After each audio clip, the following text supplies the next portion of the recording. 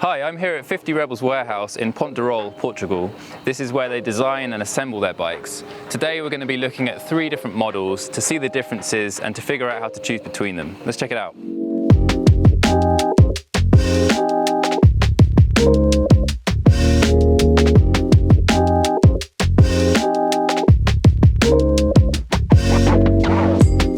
There are 3 bikes on offer here. There's the R Series, the V Series and the R2S. They share a lot of the same parts, but the design features actually make the bikes handle quite differently.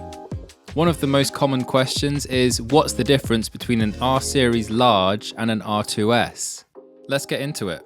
Some things are obvious, some things are not so obvious. First up, the R2S, the clue's in the name here. The 2 means you've got 2 batteries.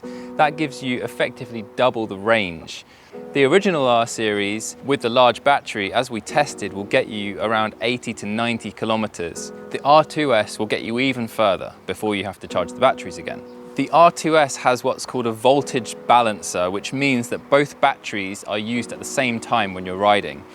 If you don't want that, you can just turn one of the batteries off and just use the first battery. You also don't have to buy 2 batteries with the R2S, you can just have one, and then if you decide later on that you need the extra range, you can add one. It works perfectly with just 1 battery.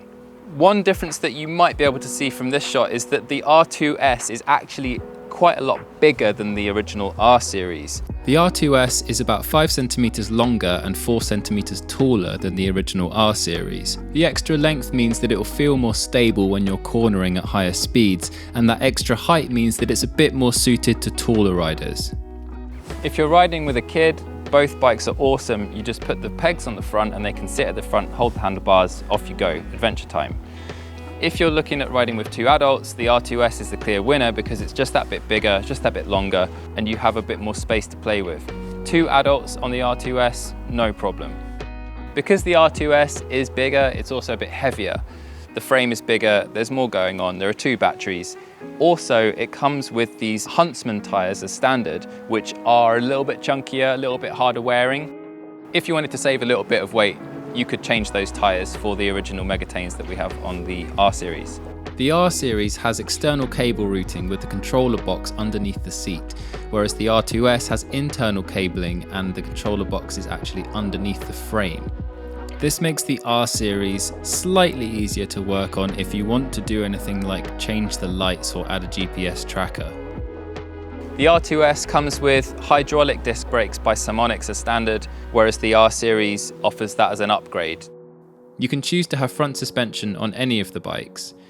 The suspension forks come with these extra tall handlebars, which make your body position slightly more upright. Okay, now let's have a look at the V Series.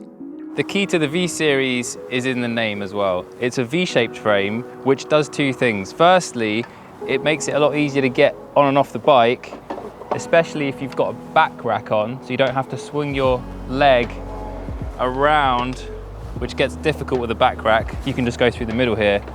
But the other thing is, because the battery is moved further back, it actually feels a little bit different to ride because the weight is a bit further back, so the steering feels a little bit lighter. Hopefully this video has answered all the questions you might have. If you still need advice, you can go to the 50 Rebels website for more information and to speak to the team about different options.